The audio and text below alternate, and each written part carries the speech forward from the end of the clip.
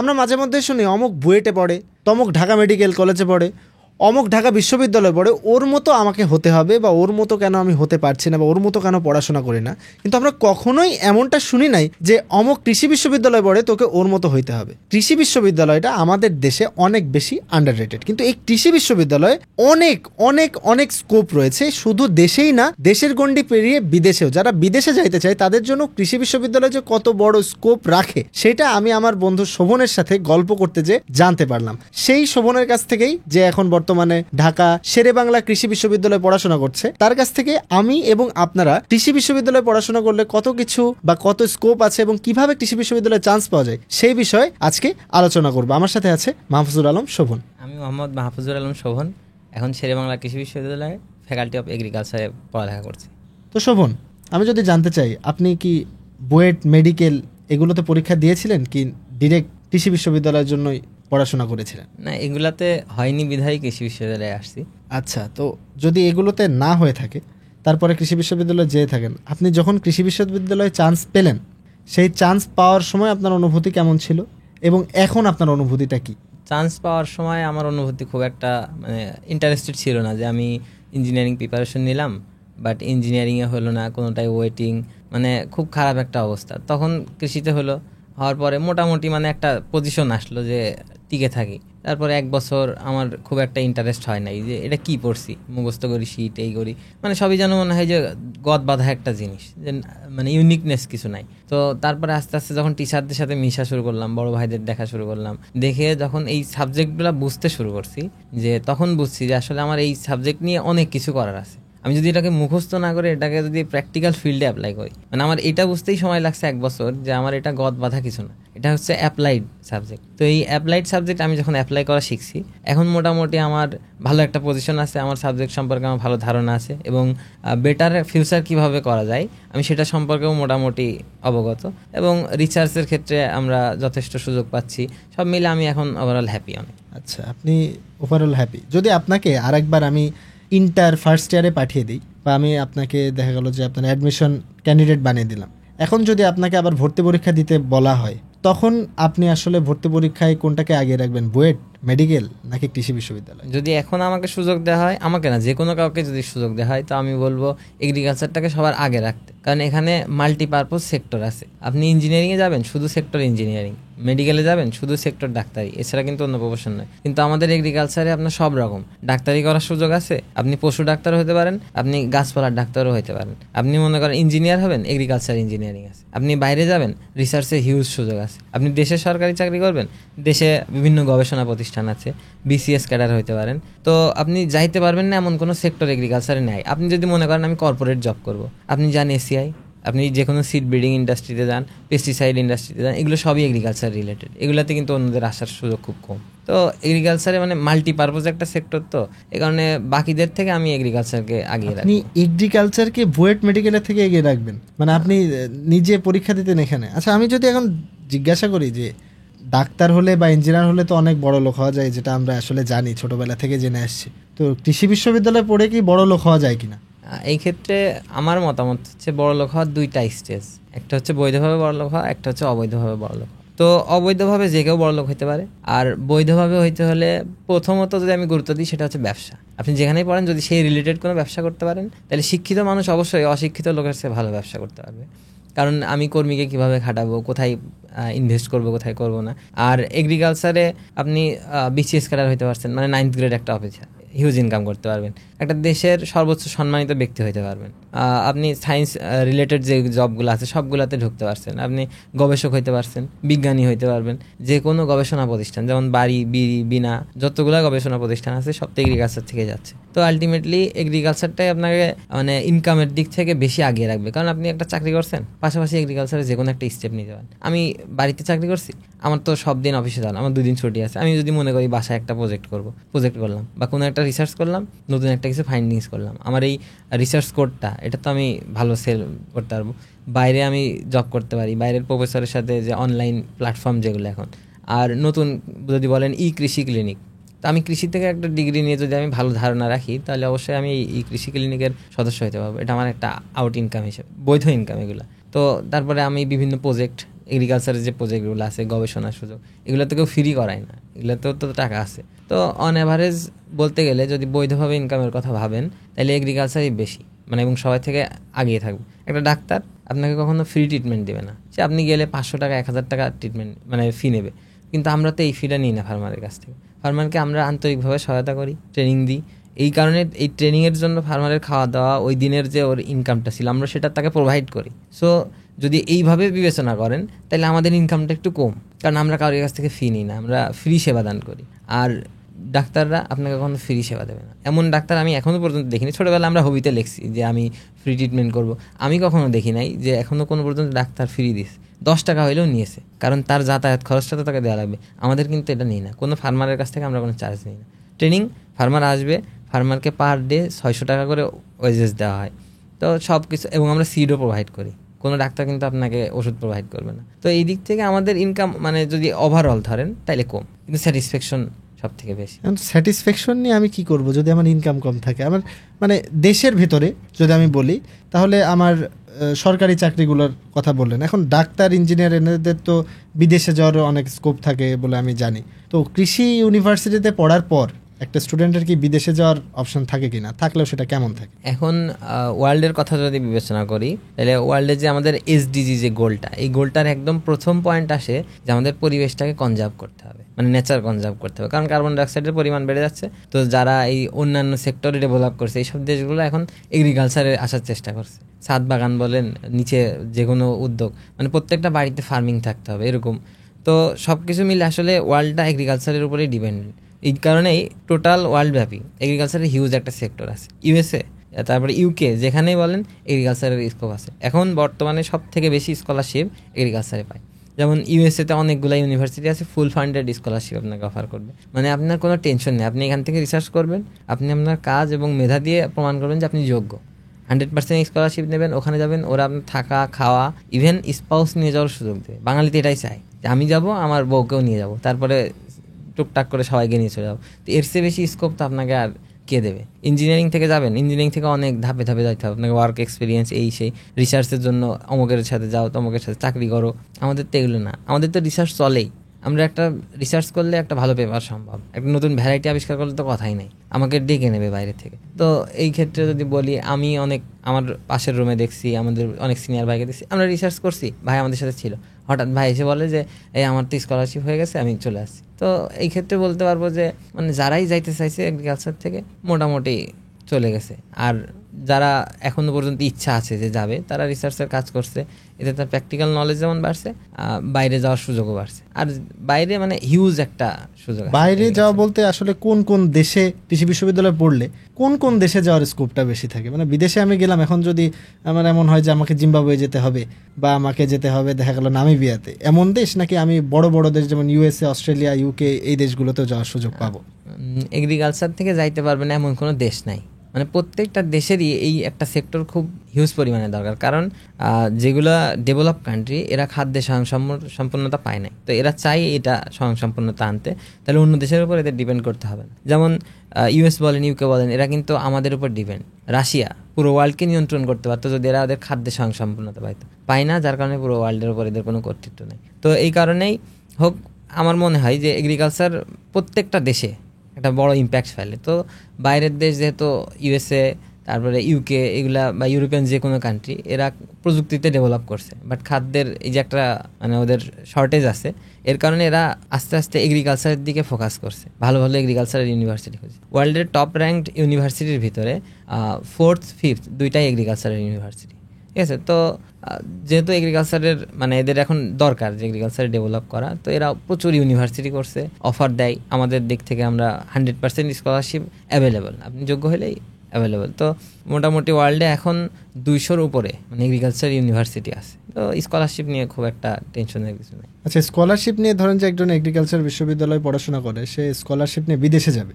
তো বিদেশে যখন সে যাচ্ছে, যাওয়ার জন্য তো একটা টাকা পয়সার প্রয়োজন আছে, আর বিদেশে স্কলারশিপটা আসলে অ্যামাউন্টটা কেমন থাকে সেখানে যাওয়াটা, সেটা কি হ্যান্ডসাম অ্যামাউন্ট নাকি দেশে থাকলে আরো ভালো হতো? তো স্কলারশিপের ক্ষেত্রে একটা বিষয় মনে হয় যে জানানো উচিত, সেটা হচ্ছে আমি কোন দেশে যাচ্ছি আর ওই দেশের পার্টিকুলার কোন এরিয়াতে আমার ইউনিভার্সিটি, এটার উপর স্কলারশিপ কিছুটা ভ্যারি করে। যেমন আমি যদি একটা ইউএসএ, আমি সেন্ট্রাল ইউএসএ থাকি, তো আমার কস্টিং বেশি হবে, লাইফ লিডিং খরচ বেশি, আদার্স খরচ বেশি, তো এই ক্ষেত্রে স্কলারশিপও আমাকে বেশি প্রোভাইড করবে যাতে আমার থাকতে কোনো সমস্যা না হয়। আমি রিসেন্টলি একটা ভাইয়ের সাথে কাজ করতাম, ভাই ইউএসএ গেছে, তো ভাই ক্যালিফোর্নিয়াতে আছে, তো ভাইকে অফার করছে $30,000 আর কি পার ইয়ার। তো তার মানে অন এভারেজ যদি পার মান্থ ধরি 3.5 লাখ টাকা বাংলাদেশি টাকায় সে পায়। এটা তার স্টাডি ফ্রি, এটা শুধু তার থাকা এবং $30,000 হ্যাঁ প্রত্যেক বছরে তাকে পড়াশোনা করার জন্য দিচ্ছে। হ্যাঁ, সে এমএস করছে, এরপরে সে পিএইচডি করবে, পোস্ট ডক করবে, চাকরি ওখানে সে করতে পারে, প্রত্যেকটাতে সে স্কলারশিপ। মানে সেখানে সে কোনো কাজ করছে না, পড়াশোনা করছে, $30,000 পাচ্ছে। পড়াশোনা বলতে ওদের তো আমাদের মতো 10 ঘন্টা কাজ করতে হয় না, 6 আওয়ার বা 7 আওয়ার প্রফেসরের সাথে যাবে, প্রফেসরের সাথে থাকবে, রিসার্চের কাজ করবে, অ্যাজ ইউজুয়াল স্টাডি করবে, এই টাকা সরকার দেবে, মানে কোনো কাজ করতে হবে না। আর যদি কাজ করে, আমরা অনেকে আছি যে দেশের যে ওখানে যে কাজ করে, কিছু কাজ করলে 2 থেকে 2.5 লাখ টাকা ইনকাম তো সে করতে পারবে। এটা তো তার কোনো খরচ নেই, কারণ খরচ তো ওদিক থেকে টাকা দিয়ে সমাধান করে দিচ্ছে। এত টাকার যে বিষয়টা, বা আমি জানতে পারলাম যে বিসিএস এর জন্য কৃষি বিশ্ববিদ্যালয়ের অনেক স্কোপ আছে, আমি বিদেশে যাওয়ার জন্য আমার অনেক স্কোপ আছে কৃষি বিশ্ববিদ্যালয়ে পড়লে, কিন্তু এই যে এত কিছু স্কোপ কৃষি বিশ্ববিদ্যালয়ের আছে, সেটা কেন আমাদের স্টুডেন্ট পর্যন্ত বা আমার পর্যন্ত আসেনি বা আসতে চায় না, এটা আমি জানতে চাই। কেন কৃষি বিশ্ববিদ্যালয় এতটা আন্ডাররেটেড থাকে? আমাদের দেশে আসলে একটা প্রচলিত নিয়ম আছে যে প্রতিবেশী চায় না তার প্রতিবেশী তার থেকে উপরে চলে যায়। তো এই এগ্রিকালচারে কিছু কিছু লোক আছে বা মাথা পর্যায়ের লোক আছে যারা চায় না এখানে মানে এই সেক্টরটা হাইলাইট হোক এবং এখানে ভালো ভালো মেধা আসুক। আসলে আলটিমেটলি কী হবে, তাদের যে দুর্নীতি, কারণ একটা দেশে সবচেয়ে বেশি বাজেট থাকে স্বাস্থ্য খাতে, দ্বিতীয় থাকে কৃষি খাতে, কিন্তু কৃষি খাতের এই বাজেটটা তারা কী করে এর কোনো হিসাব দিতে হয় না, কারণ এখানে কোনো ওইভাবে মেধাবী লোক নাই। যারা একটু মেধাবী হয় তারা বাইরে চলে যায়, ভালো ভালো জব নিয়ে তারা বাইরে চলে যায়, অথবা বিসিএস ক্যাডার হয়েছে তার মধ্যে থাকে, রিসার্চের দিকে ফোকাস খুব কম করে। তো তারা আসলে চাই যেখানে রিসার্চ করবে এরকম লোক না আসুক। আমরা যেটা করছি মানে ওই যে জমি জমায় ব্যবস্থা, মানে আমার জিনিস আমি খাবো আর কাউকে দেবো না, এই কারণেই তারা চায় যে মানে এই সেক্টরে কম আসুক বা এই সেক্টরটা কম হাইলাইট হোক। বাট আমরা কৃষি প্রধান দেশ, আমাদের প্রধানই হওয়া উচিত ছিল কৃষি। বুয়েট হওয়ার আগে আমাদের কৃষি বিশ্ববিদ্যালয় হওয়া উচিত ছিল, কারণ আমরা কৃষি প্রধান দেশ এবং এখনও 50 বছর আমাদের এই কৃষির উপরেই ডিপেন্ডেন্সি থাকতে হবে, কারণ আমরা এখনও যেই প্রযুক্তি ব্যবহার করি সেই প্রযুক্তি বাইরের দেশ 20 থেকে 30 বছর আগে ব্যবহার করে ফেলছে। তার মানে প্রযুক্তিতে ডেভেলপ করার আমাদের সুযোগ নেই, তো আমাদের ডেভেলপ করতে হবে এই কৃষিতে। তো কৃষিটা হাইলাইট হওয়া উচিত ছিল, কিন্তু এই যে গোড়ামির কারণে হাইলাইট হয় না। তো আপনি আপনার যদি কোনো ফেলো স্টুডেন্ট থাকে বা ধরেন যারা ভিডিও দেখতেছে, যারা তো অনেকে স্টুডেন্ট আছে, তো এই স্টুডেন্টদের জন্য যারা দেখা গেল যে এখন বুয়েটে পড়বো নাকি মেডিকেলে পড়বো নাকি কোথায় আমি ভর্তি পরীক্ষায় অ্যাডমিশন দেবো নাকি আমি শিফট করে বিভাগ পরিবর্তন করে আর্টসে চলে আসবো এমন চিন্তায় আছে, তাদেরকে আপনি আসলে মোটিভেট করার জন্য কৃষি বিশ্ববিদ্যালয়ে পড়ানোর জন্য আপনি আসলে তাদেরকে কিছু বলতে চান কিনা, যে আপনি কি কৃষি বিশ্ববিদ্যালয়ে কেন পড়বে সে? ছোট ভাই বোন হিসেবে তাদের প্রতি আমার পরামর্শ থাকবে, যদি কনফিউশনে থাকে, তাহলে কনফিউশনের কোনো কিছু নেই, সবার ভিতরেই মানে দক্ষতা আছে, শুধু সেটাকে খুঁজে বের করতে হবে।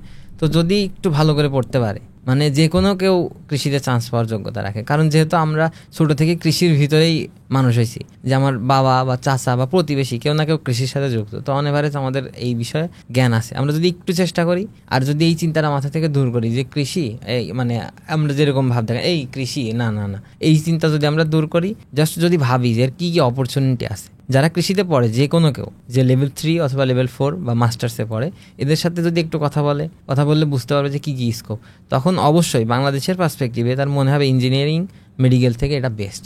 তো আমার কথা হচ্ছে অন অ্যাভারেজ যে 4টা সাবজেক্ট আছে আমাদের সায়েন্সে, ফিজিক্স, ম্যাথ, কেমিস্ট্রি, এগুলা আর সাথে বায়োলজি আমাদের যদিও একটু মার্কস বেশি, বাট সেম ইম্পর্টেন্ট, কারণ আমাদের ম্যাথও আছে, কারণ এগ্রিকালচার ইঞ্জিনিয়ারিং এটা পুরো ম্যাথ বেসড, তারপরে অ্যাগ্রোনমি, তারপর হর্টিকালচার, এখানেও ম্যাথ বেসড, ইরিগেশনের ম্যাথ অনেক কিছু আছে, তো ম্যাথ ছাড়া এগ্রিকালচারে সম্ভব না। আবার যদি আপনি বায়োলজি ছাড়তে চান, বায়োলজি ছাড়তে হবে না, কারণ আপনি জেনেটিক্স পড়তে চান, আমাদের জেনেটিক্স আছে, এগ্রিকালচার, বায়োটেকনোলজি আছে, আমাদের শুধু বায়োলজি আছে, তার মানে আপনি এটাও ছাড়তে পারছেন না। আর ফিজিক্স কেমিস্ট্রি তো অন এভারেজ লাগবেই, আমাদের এগ্রিকালচারাল কেমিস্ট্রি আছে, বায়োকেমিস্ট্রি আছে, তো 4টা সাবজেক্টকেই সমান গুরুত্ব দিয়ে এখনই যে এখনও কনফিউশনে আছে তার উচিত এখনই সব সাবজেক্টটা সমান করে দেখা। আমি ম্যাথ পারি না, কোনো ভয় নাই, তো তুমি ম্যাথটা শুরু করো। আমার তো বুয়েটের মতো ম্যাথ আসবে না এগ্রিকালচারে ম্যাথ আসবে অ্যাজ ইউজুয়াল ম্যাথ, যেগুলো আমরা পারি, এর বাইরে যাবে না। কারণ একটা এগ্রিকালচারিস্টকে কখনোই ইঞ্জিনিয়ারিংয়ের মতো প্রোগ্রামিং করতে হবে না, তো এই কারণে ম্যাথ আসে অ্যাজ ইউজুয়াল ম্যাথ। বায়োলজি,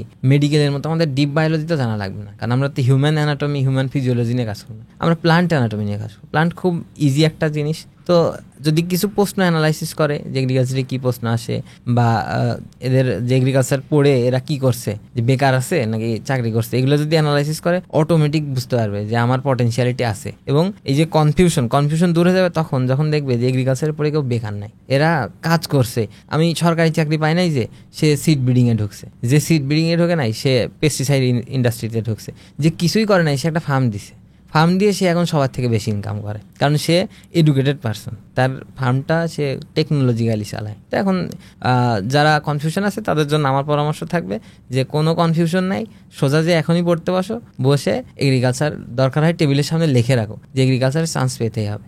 আচ্ছা, এই যে ম্যাথ বুয়েটের মতো অত হার্ড আসে না বললেন, তারপরে বায়োলজিও অতটা মেডিকেলের মতো কঠিন হয় না, তো আসলে তাহলে কি এগ্রিকালচার ইউনিভার্সিটিটা আসলে কোন টাইপের স্টুডেন্টদের জন্য আপনার কাছে কি মনে হয়? এটা কি এভারেজ যারা আছে বা বিলো এভারেজ বা ব্যাক বেঞ্চার টাইপ স্টুডেন্ট যারা আছে তাদের জন্য কি এগ্রিকালচার ইউনিভার্সিটি বেস্ট?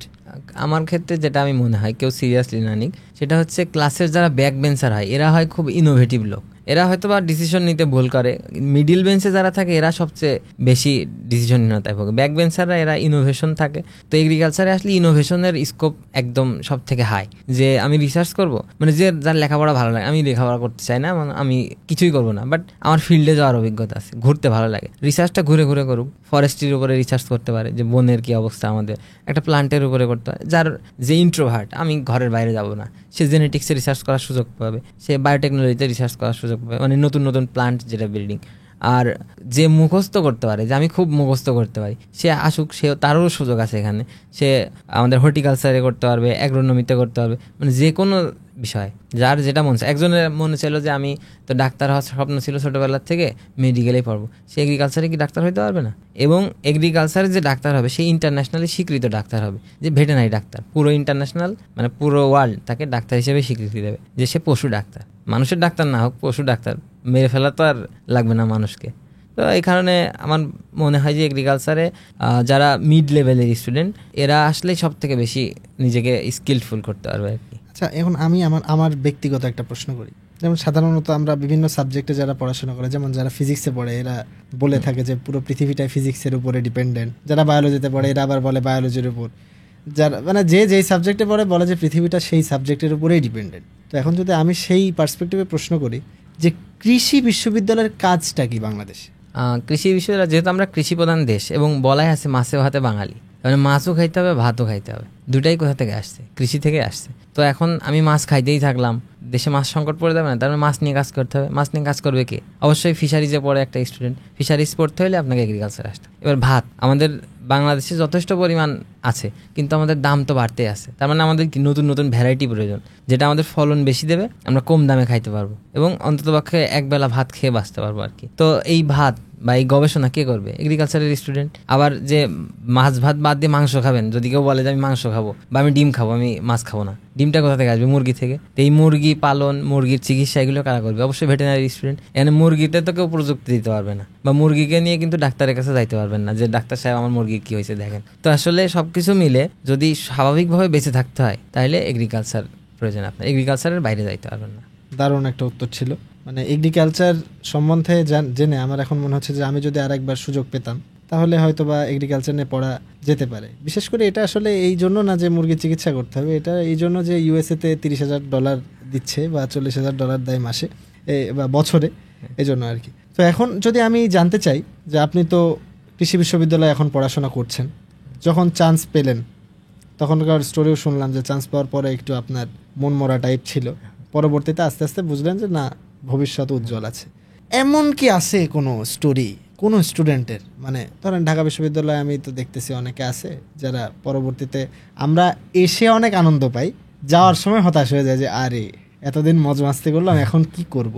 তো কৃষি বিশ্ববিদ্যালয়ে পড়াশোনা করলে এখান থেকে বের হওয়ার পরে কি গায়েব হয়ে যাওয়ার কোনো সুযোগ আছে নাকি, যে আমি বেকার হয়ে থাকবো, বা নাকি কোনো অপশন সবসময় খোলাই থাকে? এটা আমি না, একটু জানতে চাচ্ছি। আসলে আমি 4 বছর হয়েছে কৃষি বিশ্ববিদ্যালয়ে পড়ছি, এখনো পর্যন্ত দেখি না বেকার কেউ আছে যার কিচ্ছু ভালো লাগে না, সে রিসার্চ করে, মানে একেবারে কিচ্ছু ভালো লাগে না, তার লেখাপড়াও ভালো লাগে না, তার ক্লাসে যাইতেও ভালো লাগে না, সে রিসার্চ করে, রিসার্চ করে কী করছে, সে বাইরে চলে যাচ্ছে।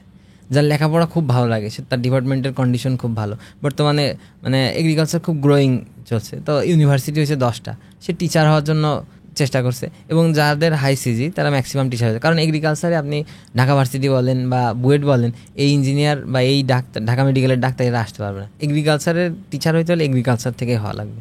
তো এই একটা স্কোপ। আর যারা মিড লেভেলের আছে, মানে মোটামুটি একটা সিজি, সে এগ্রিকালচারের পড়ালেখা করছে, আমাদের তো পড়ালেখার খুব বেশি চাপ না, পাশাপাশি বিসিএস এর প্রিপারেশন নিচ্ছে, অনার্স শেষ করে 1 থেকে 2 বছরের ভিতরেই দেখি বিসিএস ক্যাডার হয়ে যায়। এরপরে আমার সরকারি চাকরিও ভালো লাগে না, আমার কিচ্ছু ভালো লাগে না, ব্যাংকে চলে যাচ্ছে, সে হালকা প্রিপারেশন নিচ্ছে, ব্যাংকে চলে যাচ্ছে। আরেকজনের মনে হয় ব্যাংক সুদ, সে ব্যাংকেও যাবে না, সে কী করবে, সে একটা পেস্টিসাইড কোম্পানিতে ঢুকছে। এখন পেস্টিসাইড কোম্পানিতে ঢুকছে, আমার কিছুই ভালো লাগে না, পেস্টিসাইডও ভালো লাগে না, এগুলোও ভালো লাগে না কিছু, আমি নিজে একটা ফার্ম দেবো, কারণ আমার এই টেকনোলজি এবং এই নলেজ আছে, এবং আমার একটা স্কোপ আছে যে আমার অমুক বন্ধু অমুক পেস্টিসাইড কোম্পানিতে আছে, আমার ফার্মে কিছু হয়েছে, আমি বন্ধুকে ফোন দিলাম। আমি মুরগি পালন করছি, মুরগির কিছু হয়েছে, আমার ভেটেনারি একটা বন্ধু আছে, বা আমার রুমমেট ভেটেনারি ছিল, আমি ওকে ফোন দিলাম, তো আমি সার্বিক সহায়তা পাবো আমার ফার্মে। তো চাকরি বাকরির চেয়েও দেখা যাচ্ছে আমি ফার্মিংয়ে ডেভেলপ করলাম, এবং এই ফার্ম দেওয়ার পরে আমার যদি মনে হয় যে আমার একটা জুনিয়র বেকার থাকবে, আমার মনে হচ্ছে যে ও কিছুই করে না, ও খালি ঘুমায় হলে, তাহলে ওকে নিয়ে এসে আমার ফার্মের ম্যানেজারে বসিয়ে দিতে পারি, তাহলে আমার ফার্মটা আরও ডেভেলপ করবে, কারণ ওরও তো সেক্টর নলেজ তো আছে। তো এই ক্ষেত্রে মানে বেকার থাকার কোনো সুযোগ নেই এগ্রিকালচারে। আচ্ছা, খুব দারুণ লাগলো কতটা শুনে।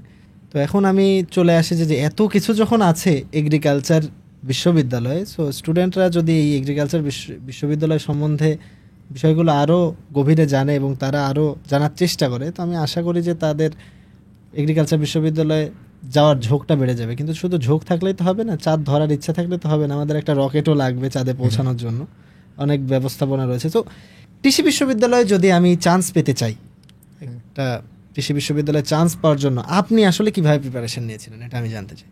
আসলে কৃষি বিশ্ববিদ্যালয়ে চান্স পেতে গেলে আমি প্রথমে বলছি যে আমি ইঞ্জিনিয়ারিংয়ে ট্রাই করছি, তো ইঞ্জিনিয়ারিংয়ে যখন হয় নাই, মানে এক প্রকার ব্যর্থই বলা যায় যে আমি আমার ওই চান্সের দিক থেকে ব্যর্থ ছিলাম।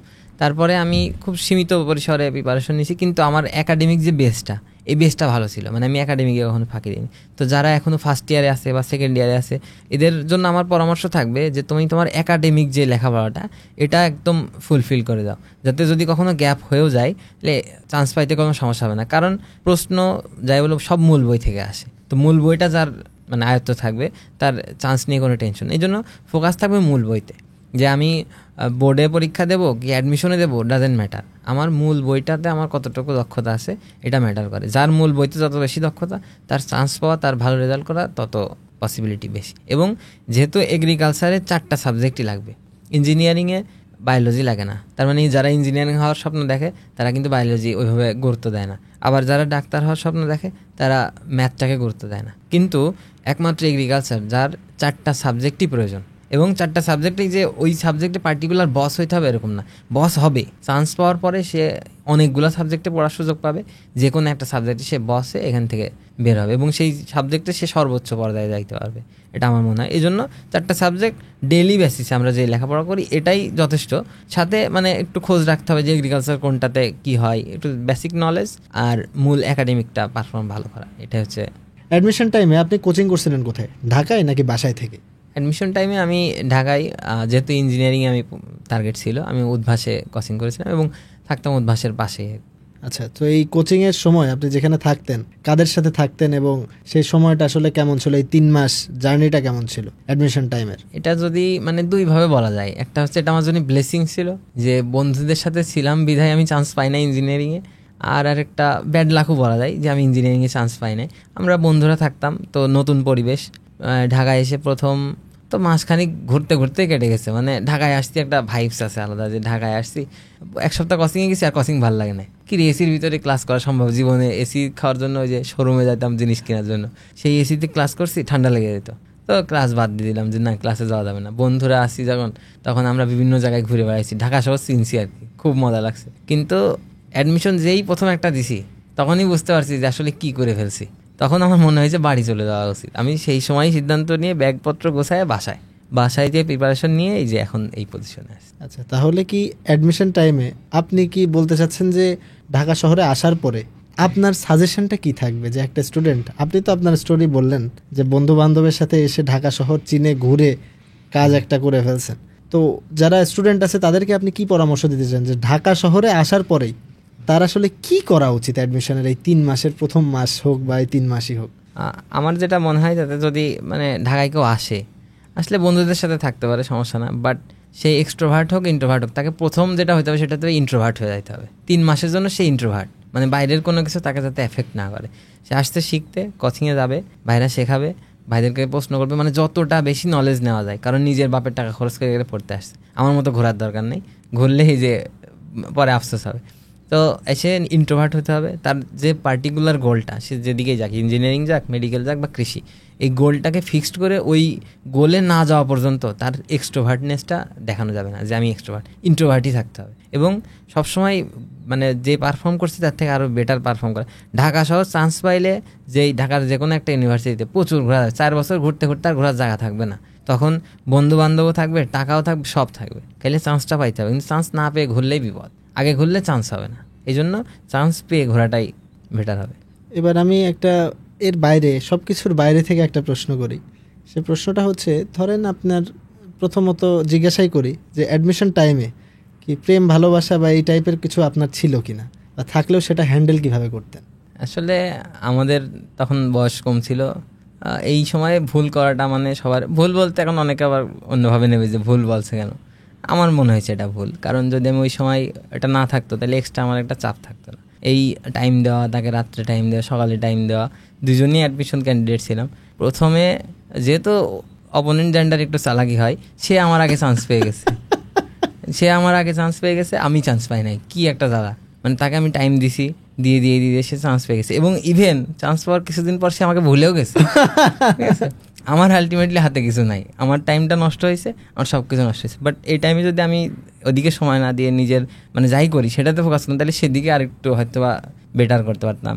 আমার এগ্রিকালচারের পজিশন যেটা আসছে তার থেকে হয়তো আরও বেটার পজিশন আসতো। এখন খারাপ নেই সেটা বলছি না, তাকে ধন্যবাদ, আবার তার প্রতি খুব কষ্ট আছে যে সে এভাবে ঠকিয়েছে, এবং ধন্যবাদ যে সে আমাকে এগ্রিকালচারে পৌঁছিয়েছে, যে তার কারণে ইঞ্জিনিয়ারিংয়ে চান্স পাই না, এগ্রিকালচারে চান্স পাইছি। তাহলে জুনিয়রদের জন্য সাজেশন কি থাকবে যে তারা অ্যাডমিশন, যদি কারোর দেখা গেল যে ছোটবেলা থেকেই প্রেম আছে, দেখা গেল 10 থেকে 11 থেকে প্রেম করতেছে, অ্যাডমিশনে এসে তাদের আসলে কি করা উচিত?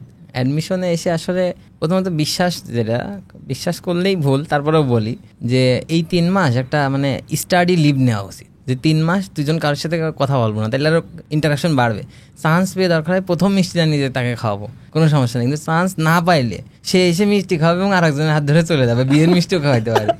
তো এই কারণে আমার মনে হয় যে এই 3 মাস এটা স্টাডি লিভ নেওয়া উচিত, যে দুজনই স্টাডি লিভ নিয়ে লেখাপড়া করি এই 3 মাসে।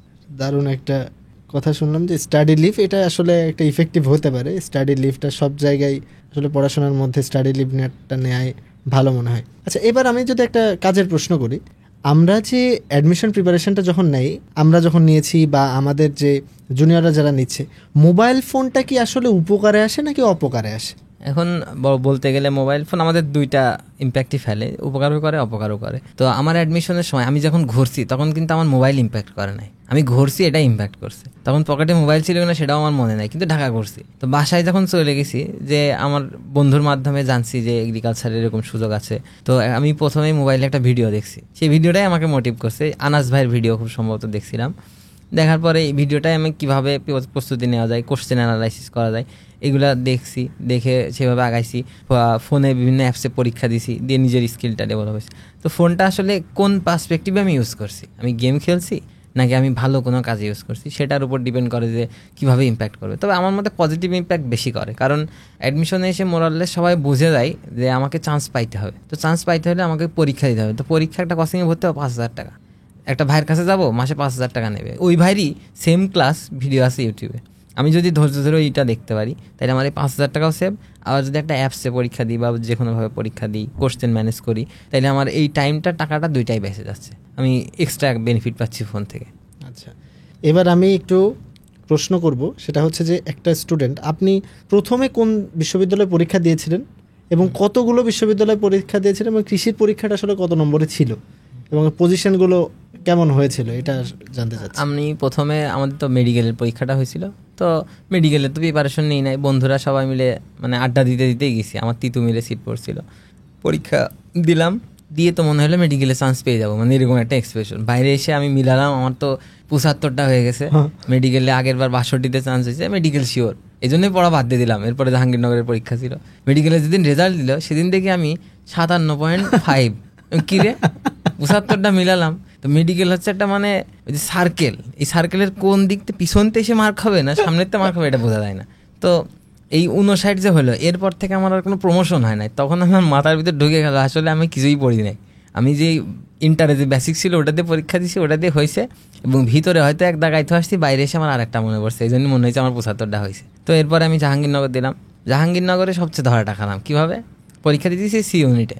তো গেছি মসজিদে আসি রাত্রে, হঠাৎ শুনলাম প্রশ্ন বিক্রি হচ্ছে, কি প্রশ্ন পাওয়া যাচ্ছে ৩০ টাকা। দৌড়তে দৌড়তে গেলাম, যে জাহাঙ্গীরনগরের মূল গেট থেকে আমি এটা কিনলাম, দেখলাম এরকম ৭ পেজের একটা শিট আমাকে দিল। সারা রাত না ঘুমিয়ে এই প্রশ্নটা পড়লাম, আমাকে পাইতেই হবে। পরীক্ষার হলে যে আল্লাহর নাম নিয়ে একটা প্রশ্ন কমন পাইনি। পরে শুনলাম এটা এইখানকার ভাইরাই বানাইছে, এটা সাজেশন, ৩০ টাকা লস, এই যে জীবনে একটা লস খেলাম। এরপর থেকে আমি আর কোনো কিছুই কিনি নাই। এরপরে ঢাকা ভার্সিটি পরীক্ষা দিলাম। আমাদের সালে আমরা যখন ২০ সালে পরীক্ষা দিছি, বাংলা প্রশ্নে ফিজিক্সের রিটেন একটা ভুল ছিল, মানে একটা ডাটা মিসিং ছিল। তো এটা নিয়ে বাংলা ভার্সনের স্টুডেন্টরা ওইবার সবাই মোটামুটি মারা খাইছে। আমি এইটা করতে যাই মনে হয় ১০ মিনিট লাগছিল আমার, মানে সবার বের হওয়ার কথা 1টা বিট, আমার বের হয়েছে 8টা বিট, মানে সবারই 8টা বিট, কারণ আমাদের ইনফরমেশন একটা গ্যাপ ছিল। তাও আমরা সলভ করছি করে করে, যে লাস্ট থেকে বায়োলজি আর লেখার সময়ই পাই নাই। তাও পাস যেহেতু করতে হবে, অল্প একটু লিখছিলাম। এটা আমার ওয়েটিং লিস্টে সিরিয়াল আসছিল, ৬,০০০ সামথিং আসছিল। পরে আর খোঁজ নেওয়া হয়নি, কারণ ওয়েটিং যে শুরু হলে এই প্রথম সিরিয়াল আসলে, এবং সেটা ওয়েটিং। বুয়েটে দিলাম, বুয়েটে আমার মানে বসার যে পজিশনটা ছিল, বসার সিটটা ছিল এত হাইটে, আর আমার লেখার সিটটা ছিল এখানে, মাথা গরম হয়ে যাচ্ছিল, যার কারণে বেরিয়ে আসলাম। একে প্রিপারেশন ভালো না, দ্বিতীয়তে এরকম সিট, বেরিয়ে আসলাম। আমি ৩৫টা মতো অ্যান্সার করছিলাম, যেন ৪২টা ৪৩টাতে চান্স হয়, হলো না। সুয়েটে গেলাম, সুয়েটে প্রশ্ন সব কমন, বাট অ্যান্সার ব্ল্যাঙ্ক, মানে আমি কিছুই মনে করতে পারছি না। তো ওই দিন আমি রিয়েলাইজ করলাম যে আসলে আমার যে ইন্টারের যে বেসিকটা ছিল, সেই বেসিকটা আছে, বাট এটার উপর আমি কোনো চর্চা করি নাই। তো ওই চিটাগাং থেকে সোজা ঢাকায় আসলাম, ঢাকা থেকে ব্যাগপত্র গুছিয়ে সোজা বাসায়। কোনো আর আমি ওই ম্যাচারা তো আমাকে বলে 1 মাস আগে ছাড়তে হবে, আমি বলছি 1 মাসের টাকা দরকার দিয়ে দেবো, তাও বাসায় চলে যাবো। বাসায় গেলাম, বাসায় যে রাজশাহী ইউনিভার্সিটি পরীক্ষা দিলাম। মানে আমার কিন্তু ইঞ্জিনিয়ারিং দুটোতে একটা তো আসে নাই, প্রিপারেশন নিয়েছি ইঞ্জিনিয়ারিং। বাবা মানে আমাদের তো দরিদ্র ফ্যামিলি ছিল তখন, জমি বন্ধক দিয়ে আমার এটা তখন খুবই খারাপ লাগলো। তো রাজশাহী ইউনিভার্সিটি পরীক্ষা দিলাম। রাজশাহী ইউনিভার্সিটি খুব সম্ভবত সিট ছিল ৪০০ সামথিং, আমার সিরিয়াল আসলে ৮০০, মানে আরও একটা ধাক্কা, যে ওয়েটিংই পার হয় না। ওই রাজশাহীর পরে আমি দিলাম হচ্ছে চিটাগাং ইউনিভার্সিটি, সেম ওয়েটিং। এবার এটা আমার 3rd ওয়েটিং। এভাবে ওয়েটিং পার করছি আমি 7টা ওয়েটিংয়ের ভিতর লাস্ট ওয়েটিং ছিল আমার যশোর বিজ্ঞান প্রযুক্তি, এখানেও আমি ওয়েটিং। এটা তো মানে হতাশার চরম পর্যায়ে চলে গেছে, যে মানে জাস্ট যখন ভাবতাম পড়বই না, সেই জাস্টে আমি ওয়েটিং। তো তখন আর পরীক্ষা আপাতত দিলাম না, না দিয়ে বুটেক্সের পরীক্ষা, না এর ভিতর 2টা ইঞ্জিনিয়ারিং দিলাম, রুয়েট আর কুয়েট, 2টা পরীক্ষা দিলাম। 2টাতেই ২১১৭ আর আরেকটা মনে হয় ২১৩৭ ওয়েটিং, ১,০০০ সিট ওয়েটিং। এই দিয়ে আমার 9 নম্বর ওয়েটিং পুষল, মোট 9টা ওয়েটিং, মোট পরীক্ষা দিলাম 14টা। এরপর আর 3টা পরীক্ষা বাকি আছে। তো এই সময় আমার যে খালুর কথা একটু আগে বলছিলাম, উনি এখন অ্যাসিস্ট্যান্ট কমিশনার খুলনাতে আছে। তো খালুর সাথে কথা বললাম, খালু বললো আসলে তুমি তোমার যে আগের পড়াগুলো ছিল ওইটাই তুমি প্র্যাকটিস শুরু করো এবং কোশ্চেন অ্যানালাইসিস করো বুয়েটের বা বুটেক্সের। তো অ্যানালাইসিস করলাম, করার পরে ঢাকায় আসলাম বুটেক্সের পরীক্ষা দেওয়ার জন্য। তো বুটেক্সের পরীক্ষা দিলাম, মোটামুটি পাশে একটা মেয়ে বসছিল, ভালো মেধাবী ছিল, কিন্তু ফিজিক্স কিছু পারে নাই। তো আমি ফিজিক্স একটা দেখায়, ম্যাথ একটা দেখে নিয়েছিলাম, এটার কারণেই মনে হয় আমার সিরিয়াল আসছে। সেই মেয়ের সাথে কি আর কখনো কথা হয়েছে? না, এরপরে আর কখনো কথা হয় না। তো বুটেক্সে যখন সিরিয়াল আসলো, ডাইরেক্ট মেরিটে আসলো, প্রথম মেরিটে আসলো, এবং পরীক্ষা দিয়ে আমি বুঝছিলাম যে আমার পজিশন হয়তো আসবে। তো এর 3 দিন পর ছিল এগ্রিকালচারের পরীক্ষা। তো এখন বুটেক্সে পরীক্ষা ভালো হয়েছে, মানে আবার সেই জোশ চলে এসেছে, না আর পরীক্ষা দেওয়া যাবে না, চান্সটা হয়ে যাচ্ছে, আবার সেই মেডিকেলের মতো জোশ। কিন্তু ওই যে আমার খালু তো তখন পাট বস্ত্র মন্ত্রণালয়ে চাকরি করতো। আঙ্কেল বললো যে পরীক্ষা 3 দিন, আচ্ছা তাহলে দেখি। আঙ্কেল কি ইউটিউবে ভিডিও দেখে আমাকে বললো যে নেটওয়ার্ক নামে একটা বই আছে, ওটা এগ্রিকালচারের জন্য ভালো, যেহেতু এসেছো পরীক্ষা দিয়ে যাও। ভালো কথা, খালুর কথা তো ফেলা যায় না, যেহেতু আঙ্কেলকে অনেক রেসপেক্ট করি। তো আঙ্কেল বই কিনে এনে দিল, আঙ্কেল আমার ফোনটা নিয়ে সকালবেলা চলে যেত, বলতো তুমি এটা পড়ো। 3 দিনে আমি ওই বইটা 3 বার শেষ করছি। করার পর এগ্রিকালচারের প্রথম এগ্রিকালচার ইউনিভার্সিটিও দেখছিও এবং ঢুকছিও ওই প্রথম। শেরে বাংলাতেই আমার সিট পড়ছিল এবং ওখানেই এখন পড়ছি। তো পরীক্ষা দিলাম। পরীক্ষাতে আমি ম্যাথ ফিজিক্স তো মোটামুটি, যেহেতু বুটেক্সে ভালো হয়েছে ওই সময় তো প্রিপারেশন নিছি 1 মাস বাসায় পুরো। ম্যাথ ফিজিক্স ভালো দাগালাম, কেমিস্ট্রিও দাগালাম। জায়গায় বায়োলজির ক্ষেত্রে মনে হলো যে আমার তো চান্স হয়ে যাবে, না দাগায়। তারপর আবার ভাবলাম এত টাকা নষ্ট করেছি, সিরিয়াল আসলে তো লস নেই, দেখি পরীক্ষা দিয়ে। বায়োলজি দেখতে দেখতে দেখলাম আমার অনেকগুলো কমন পড়ে গেছে, মানে যে 3 দিন যেগুলো পড়ছি তো 17টা মতো দাগাইছিলাম। যেদিন রেজাল্ট দিল, রেজাল্টের দিন আমার বিকালবেলা আমি ঘুরে বেড়াচ্ছি, আমার ভাইয়ের কাছে ছিলাম উত্তরাতে, ঘুরে বেড়াচ্ছি। আমার এক বান্ধবী ফোন দিয়ে বলে যে, আমাকে মোটু বলে ডাকতো আর কি, যে এই মোটু তোমার রেজাল্ট দেখো। আমি কই রেজাল্ট তো ভালো হবে না, আসবে না এগ্রিকালচারে। বলছে না দেখো। আমি জিজ্ঞেস করলাম ওর কত, বলছে ওয়েটিং। ওয়েটিং মানে আমি তো নাই সিলেবাসের ভিতরে। আমার কথা রাত্রে যখন 11টা বাজে আমার ভাইয়া বলে যে দেখ পরীক্ষা যখন দিছি দেখ সিরিয়াল আমি যখন 700 দেখছি আমি তখন কনফিউজ যে আসলেই কি 700। ওই দিন বুঝলাম যে আসলে চান্স পাওয়া সহজ যদি আমি কন্টিনিউয়াসলি পড়তাম। যে 1 মাস কন্টিনিউয়াস পড়ছি, 1 মাস পরে 3টা পরীক্ষা দিছি। এরপরে ঢাকা ভার্সিটির প্রযুক্তি ইউনিটে দিছি, প্রযুক্তি ইউনিটে 17তম হয়েছিলাম। এই 3টাই আমার বেসিক্যালি চান্স, এবং এই 3টার ভিতরেই কৃষিতে চয়েস করে কৃষিটা ভর্তি হয়েছি এবং শেরে বাংলাতেই। তার মানে একটা স্টুডেন্ট যদি চান্স পেতে চায় তাকে আসলে সমস্ত তাংফাং ভুলে যে তাকে আসলে কন্টিনিউয়াসলি পড়াশোনা করাটা উচিত। মানে অ্যাডমিশনের 3 মাস যদি কন্টিনিউয়াসলি পড়ে তাহলে তার ঠিক যেটাতে ইচ্ছা ওইটাতেই যাওয়া সম্ভব তার পক্ষে। গ্রেট, জেনে এই বিষয়টা ভালো লাগলো। কথার মধ্যে আমি একটা জিনিস যেটা করলাম সেটা হচ্ছে যে ফ্যামিলির যে আপনার চান্স পাওয়ার আগে জমি বন্ধক রাখার একটা বিষয়ের কথা বললেন, তো এইটা এই স্টোরিটা কি আমরা জানতে পারি কিছুটা? হ্যাঁ অবশ্যই, যেহেতু আমার ফ্যামিলি ওরকম ছিল। তো আমার আব্বু ছিল দর্জি, একসময় আমরা ফার্মিং ছিল, এরপরে বাইরে গেল। আমার আব্বু মোটামুটি মানে একটু কাজ কম করতো, সে সৎ মানুষ, নামাজ কালাম এগুলো নিয়ে। তারপরে দেশে চলে আসে, এসে আমাদের একটা টেলার্সের দোকান ছিল। তো আমাদের আব্বুর অন অ্যাভারেজ ইনকাম মাসে 20 থেকে 25 হাজার টাকা এরকম। তো আমার ভাইয়া আছে, সে বেসরকারি থেকে পড়ছে, ওর একটু খরচ ছিল, ওকে মাসে 10,000 টাকা এরকম দেওয়া লাগতো। তো ফ্যামিলি মোটামুটি একটু কষ্টের ভিতরে, যদি আমাদের কখনো বুঝতে দেয় না আব্বু, বাট কীভাবে চলছে এটা তো আমরা দেখছি। তো আমি প্রথমে এটা ডাজেন্ট কেয়ার, মানে ঢাকায় আসছি একটা সেই ব্যাপার স্যাপার। কিন্তু যখন প্রথম পরীক্ষাটা দিলাম সিরিয়াল আসলো না বা ওইরকম উল্টাপাল্টা, তখন বুঝলাম যে আসলে আমি করছিটা কি, যে বাসায় জমিটা এরকম বন্ধক দেয়া, ওইটা দিয়ে কোচিং করছি। এই রিয়ালাইজেশনটা যদি আরেকটু আগে আসতো তাহলে আরও ভালো হতো। তো জমি এটা পরে আমি যেহেতু ঢাকায় আসি, মোটামুটি ইনকামের হিউজ সোর্স আছে, আমাদের টিউশনি আছে, আমি উইথিন 4 মান্থ এটা আমি রিলিজ করে নিয়েছি। এরপরে আমাদের তখন আমরা একটু ফিনান্সিয়াল উইক ছিলাম, এখন স্ট্রং হয়েছি। মাঝে আমার তো একটা অ্যাক্সিডেন্ট ঘটছে, আব্বু মারা গেছে। তো মোটামুটি এখন আমরা মধ্যবিত্ত ফ্যামিলিতে চলে আসছি। এটা কিন্তু আমার ভাইয়ের চেষ্টা, ভাইও ঢাকায়, এবং আমার চেষ্টা। আমি কিন্তু চাকরি করি না, তারপরেও মোটামুটি ঢাকায় থাকি। তো যেহেতু এগ্রিকালচারে পড়ি, আমাদের তো টিউশনের সুযোগ হিউজ। আবার আমাদের 4টাই যেহেতু পড়া আছে, যে ম্যাথ ফিজিক্স কেমিস্ট্রি, যেহেতু আমি ম্যাথ ফিজিক্স পড়াই, একটা ভালো টিউশনি ডিমান্ড আছে আমার। তো এখান থেকে আমার একটা ভালো ইনকাম আসে, ফ্যামিলি চলে, আমি ভালোভাবে চলছি, এবং বলা যায় দরিদ্র থেকে আমরা এখন মধ্যবিত্ততে আছি। আরেক ধাপেও আশা করি খুব দ্রুতই উত্তীর্ণ হব আর কি। ইনশাল্লাহ সেই দোয়া সবসময় থাকবে। এখন আমি একদম ছোট শোভন থেকে জানতে চাই, স্কুল কলেজ এগুলো কোথায় ছিল, এবং এই যে যেহেতু স্বপ্ন ছিল একসময় ইঞ্জিনিয়ারিং পড়াশোনা করার, তো ফ্যামিলির কথা তো শুনলাম, একটা বড় ভাই আছে, একজন খালু আছে যে দিক নির্দেশনা দিয়েছেন। পাশাপাশি আমি যদি ছোটোবেলা থেকে জানতে চাই শোভনের আসলে কি ভালো লাগে, কোন জিনিসটা শোভনের সব থেকে বেশি টানে? আমি একদম ছোটোতে আমাদের গ্রামে ছিলাম, তো আমরা বর্ডারে আমাদের গ্রাম, তো এখানে মাদক দ্রব্যের খুব মানে সহজলভ্যতা ছিল। তো আমি যেটুকু শুনছি আর কি, ওইটুকু তো আমার মনে নেই। আমার আব্বু মানে আমি এই দিক দিয়ে খুব ঝুঁকতাম, মানে বর্ডার টর্ডার এগুলোর ভিতরে ইনভলভ। তো আমার কারণেই গ্রাম ছেড়ে চলে আসছে, যে গ্রামে থাকলে আমাকে মানুষ করতে পারবে না। তারপর টাউনে আসছি, আমার প্রথম স্কুল হচ্ছে অক্সফোর্ড একাডেমি, এখান থেকে পড়ছি। তারপরে ফেভারিট মডেল স্কুল, এরপরে বয়েজ স্কুলে পরীক্ষা দিছি ক্লাস 5-এ। তো চান্স হয়েছে, হওয়ার পরে বয়েজ স্কুলে পড়ছি হাই স্কুলটা, পড়ার পর ঝিনাইদহ সরকারি কেসি কলেজ। তো কেসি কলেজে অনার্স এইচএসসিটা কমপ্লিট করছি, করার পরে তো শেরে বাংলা কৃষি বিশ্ববিদ্যালয়ে পড়ছি। একদম ছোটোবেলায় আমার স্বপ্ন ছিল আর্মিতে যাবো, যেহেতু বর্ডারে থাকতাম, দেখতাম বিজিবি টিজিবি আসে, এবং বিএসএফরা সবসময় আমাদেরকে মানে মার দেয় আর কি, যে বিজিবিদের ধরে মারে, গুলি করে।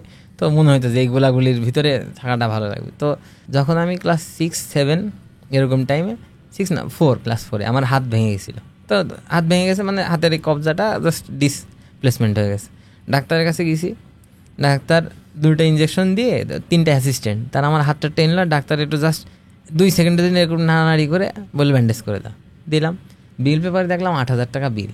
কিরে 2 সেকেন্ডে 8,000 টাকা বিল কীভাবে হয়? তখন মনে হলো ডাক্তারই হতে হবে জীবন, টাকা খালি টাকা আর টাকা। তো টাকার জন্য আর কি ডাক্তারের কথা ভাবতাম, কিন্তু হবিতে লাগতাম যে ফ্রি ট্রিটমেন্ট করবে, এই জন্য ডাক্তার হইতে চাই। ঠিক আছে, তো আমার মনে হয়েছে যে যখন ডাক্তার হই, ডাক্তার হওয়াটাই মনে থাকা থাকি। 9-এ উঠে বায়োলজিটা মেন সাবজেক্ট করলাম, 10-এও ডাক্তার হব, ফার্স্ট ইয়ারেও ডাক্তারই হব। কিন্তু এই ডাক্তার হইতে যে আমি বায়োলজি পড়তাম শুধু, বাকি তো ফার্স্ট ইয়ারে যে ফাইনাল পরীক্ষায় ফিজিক্সে 29 পেলাম, আর বায়োলজিতে পেলাম 88। তো ফিজিক্স আমি পড়তাম কলেজের স্যার মিজান স্যারের কাছে। স্যার তো খুব বকাবকি আমাদের সবাইকে, যে সবাই ফেল করেছি। পরে স্যাররা ডিসিশন নিয়ে সবাইকে, যারা মনে হয় খুব সম্ভবত 25 থেকেও পাস করাইছিল আর কি, 10-এ পাস আমি আর কি। স্যার বলতো টিটিপি, 10-এ পাস করলাম। এরপর থেকে মনে হলো না ফিজিক্স আর ম্যাথটা একটু পড়তে হবে। ফিজিক্স ম্যাথ পড়া শুরু করলাম, করতে করতে আমাদের টেস্ট পরীক্ষা চলে আসলো। টেস্টের আগে একটা প্রি টেস্ট ছিল। প্রি টেস্টে বায়োলজিতে পাইলাম 78। আমার এগুলো মুখস্থ আছে এখন, কারণ চেঞ্জ তো এখানে হয়েছে। আর ফিজিক্সে মনে হয় খুব সম্ভবত 84, কেমিস্ট্রিতেও এরকম, ম্যাথেও মানে A+ মিস, সব মিলে মোটামুটি দাঁড়াইলো। তো তখন দেখলাম বায়োলজিতে আমি আর পড়িই না, মানে এদিক সময় দিতে যায় বায়োলজি আর পড়াই হয় না। এই যে তখন ডিসিশন নিলাম যে বায়োলজি বাদে কী করা যায়। কিছু ভাইয়ের সাথে কথা বললাম, বললে আরে বেটা বায়োলজি লাগে না, ইঞ্জিনিয়ারিংয়ে যায়। ওই ডাক্তার বাদ, টাকা লাগবে না, হ্যাঁ বেঁচে থাকা লাগবে, ইঞ্জিনিয়ারিং হতে হবে। ইঞ্জিনিয়ারটা আসলে আমার প্যাশনেট ছিল না কখনো, বাট এই যে আমি বায়োলজি বাদ দেওয়ার জন্য আসলে সিস্টেমে পড়ে গেছি যে বায়োলজিটা বাদ দিতে হবে, তাই আমি ইঞ্জিনিয়ার।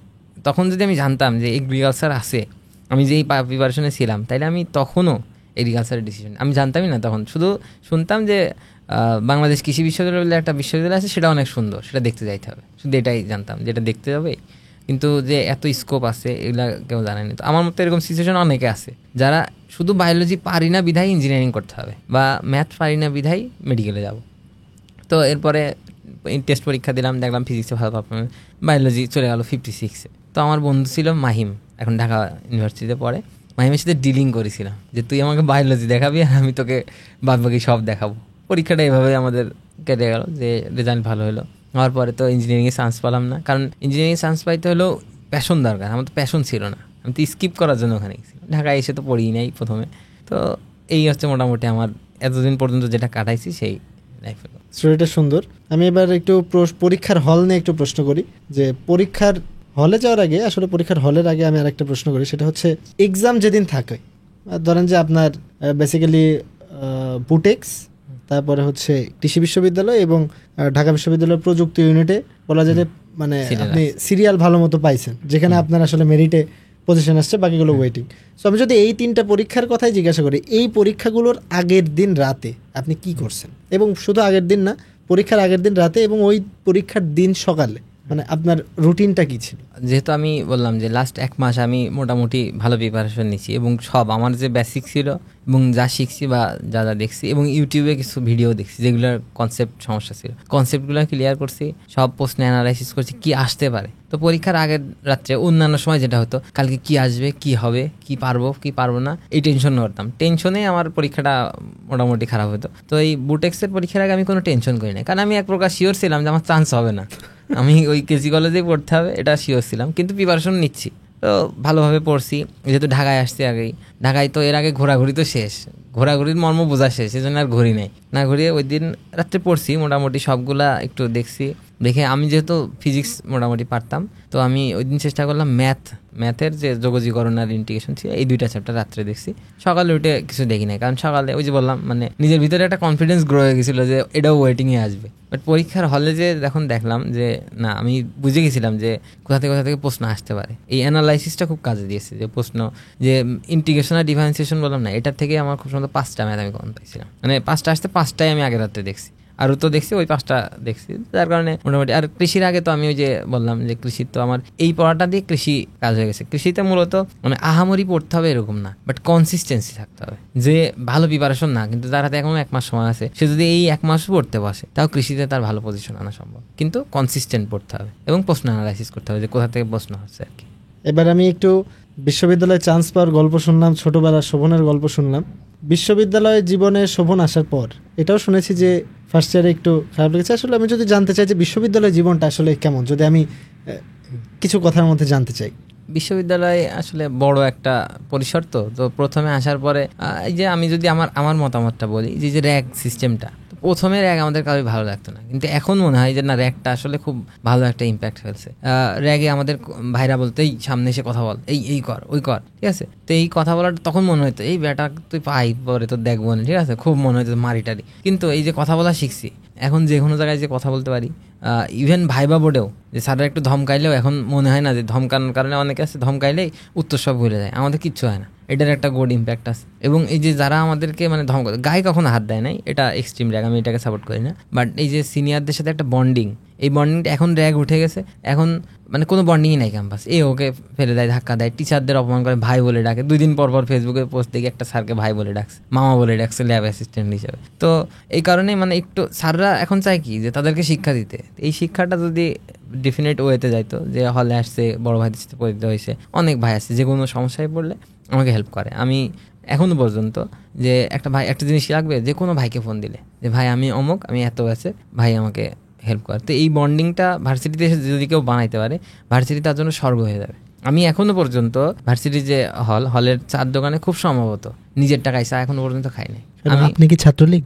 না, আমি ছাত্রলীগ না, মানে চার দোকানে যাব, যে কোনো একটা ভাইয়ের সাথে দেখা হবে, ভাই কখনোই আমাকে বিল দিতে হবে না, আমিও জুনিয়রদের বিল দিই, বাট আমার ব্যক্তিগত বিল যেটা, এটা আমার এখনো পর্যন্ত মনে হয় না দেওয়া লাগছে। কারণ যাব একটা ভাইয়ের সাথে দেখা হবে, সালাম দিলে ভাই এই কি খাইছো, বিল দিয়ে দাও, এই যে একটা শান্তি যে ভাই। তারপরে আমি ফ্যাকাল্টিতে একটা সমস্যায় পড়ছি, যে কোনো ভাই আগায় আসবে, মানে ভার্সিটি লাইফটা যদি ভাইদের সাথে এভাবে, কিন্তু ভাইদেরকে যদি শত্রু ভেবে নিই বা আমাকে যদি কেউ শত্রু ভেবে নেয়, আমি তো তার পাশে যাবো না। তো যেহেতু সে আমার 2 বছর আগে 1 বছর আগে ক্যাম্পাসে অনেক কিছু সে জানে, তার থেকে যদি এইগুলো আমি গেইন করতে পারি, তো ভার্সিটিটা অনেক মানে সহজ একটা লাইফ হয়ে যায়। আর আমাদের যেহেতু টেকনিক্যাল ভার্সিটি, আমাদের বলতে গেলে সাংস্কৃতিক অনুষ্ঠান বা এই ধরনের জিনিসগুলো একটু কম, টেকনিক্যাল জিনিস লেখাপড়াটা এগুলো একটু বেশি হয়। তো এখন মোটামুটি চেঞ্জ হচ্ছে, আশা করি আরো চেঞ্জ হবে আমার ক্যাম্পাস লাইফ নিয়ে। কৃষি বিশ্ববিদ্যালয়ে পড়াশোনা করলে ঘোরাঘুরিটা কেমন হয়?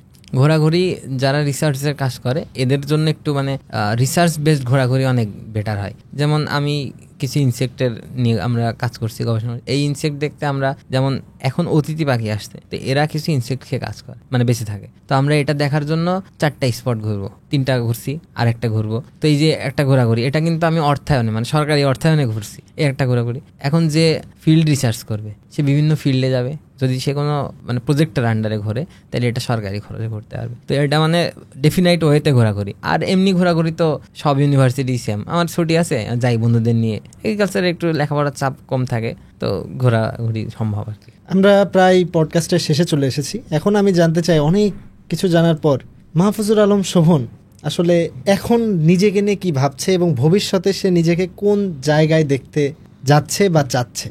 আমি এখন নিজে যেহেতু একটু গবেষণার সাথে যুক্ত হয়েছি, মানে আমার বাইরে যাওয়ার ইচ্ছা, হায়ার স্টাডিজ, যেহেতু এখন এগ্রিকালচার বোঝা শুরু করছি, আসলে এখানে ডেভেলপ করার অনেক কিছু আছে, যারা বোঝে না তারা ডেভেলপ করে না হয়তোবা। তো আমি একটু বুঝছি, তো আমার নিজেকে ডেভেলপ করার আছে এবং অনেক কিছু জানার আছে। এই জানার আগ্রহ থেকে, আর ওই যে দ্বিতীয় অপশন টাকা তো সবারই প্রায়োরিটি থাকে। বাইরে যাওয়ার ইচ্ছা আছে, বাইরে থেকে ডিগ্রি নিয়ে নিজেরই একটা ফার্ম করার ইচ্ছা আছে, এবং মানে আমি একটা ল্যাব করতে চাই আর কি। বাংলাদেশে ল্যাব ফ্যাসিলিটি অনেক কম, আমার ব্যক্তিগত অর্থায়নে যদি একটা ল্যাব করতে পারি, তো এই অর্থায়নের কারণে বা অর্থায়নের জন্য আর কি হায়ার স্টাডিজে যাবো, ওখান থেকে কিছু পাবো। আর যেহেতু আমাদের অনেক গভর্নমেন্ট প্রজেক্ট আছে, এরকম নিয়ে আমি দেশে এসে চাকরি করার ইচ্ছা আমার ওইভাবে নাই, যে এগ্রিকালচার রিলেটেড বা গবেষণা রিলেটেড কিছু করবো, এটাই আমার ইচ্ছা আর কি। তো শেষে স্টুডেন্টদের জন্য যারা কৃষি বিশ্ববিদ্যালয়ে পড়াশোনা করছে বা এখন সায়েন্সে পড়াশোনা করছে, এখন ভাবছে যে তারা বুয়েটে পড়বে, এখন ভাবছে তারা মেডিকেলে পড়বে, বা দিন শেষে দেখা গেল যে কোনো একটা স্টুডেন্ট সব জায়গা থেকে রিজেক্ট হওয়ার পরেই দেখা গেল, যদি সে ভেবেও থাকে যে সে আজকে কৃষি পরীক্ষা দেবে, দেখা গেল আর তার 1 মাস বাকি আছে,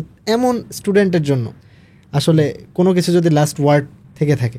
লাস্ট একটাই কথা, যে তাকে আগে বুঝতে হবে যে আমি কেন এই জায়গায় পড়বো, মানে আমি ইঞ্জিনিয়ারিং কেন পড়বো। টাকা এগ্রিকালচারে ইঞ্জিনিয়ারিং থেকে বেশি আছে। আমি শুধু একটা বিষয়, সেটা হচ্ছে বাংলাদেশের তকমা বলতে আমি বুয়েটের স্টুডেন্ট, এই জিনিসটার ক্ষেত্রে এগ্রিকালচার একটু পিছিয়ে আছে, আমি এগ্রিকালচার স্টুডেন্ট, মানে এই বাদে টাকা বলেন, সম্মান বলেন, স্কলারশিপ বলেন, চাকরি বলেন, যা আছে সব কিছুতেই এগ্রিকালচার আগে আছে। তো যার হাতে 1 মাস সময় আছে, মানে হিউজ টাইম আছে, আমি তো 3 দিনে আসছি, তো এই 1 মাস যদি কনসিস্টেন্ট 4টা সাবজেক্ট প্রতিদিন 1 ঘন্টা করে পড়তে পারে এবং 1 ঘন্টা সময় রাখবে কোশ্চেন অ্যানালাইসিসের জন্য, যে কোথা থেকে কোশ্চেন আসে, যদি 1 মাস পরে তার চান্স লিখিত বলে দেওয়া হবে যে সে চান্স পাবেই। তো আপনাদের 1 মাস পড়াশোনা করলে কৃষি বিশ্ববিদ্যালয়ে আশা করি চান্স হয়ে যাবে এবং ভালো মতো পড়াশোনা করতে হবে, এমন একটা লিখিত বক্তব্য কিন্তু দিয়ে দিয়েছেন আমাদের মাহফুজুর আলম শোভন। শোভনকে অসংখ্য ধন্যবাদ আমাদের সাথে এত সময় দেওয়ার জন্য, এবং আমি আশা করি যে আজকে শোভনের এই কথাগুলো অনেক স্টুডেন্টের কৃষি ভর্তি পরীক্ষা দেওয়ার জন্য অনুপ্রেরণা যোগাবে, এবং কৃষি বিশ্ববিদ্যালয়ে পড়লে যে কি কি হতে পারে এটা অনেক পিতামাতারাও জানতে পারবে এবং তাদের স্টুডেন্টদেরকে কৃষি বিশ্ববিদ্যালয়ে পড়ার জন্য অনুপ্রেরণা যোগাবে। ধন্যবাদ শোভন। আমি আশা করব আপনার সাথে আবারও কোনো একদিন দেখা হবে, কথা হবে, যখন আপনার ইনশাল্লাহ একটা ফার্ম থাকবে বা আপনি যেটা জীবনে করতে চেয়েছেন সেটা করতে পেরেছেন। ধন্যবাদ সবাইকে।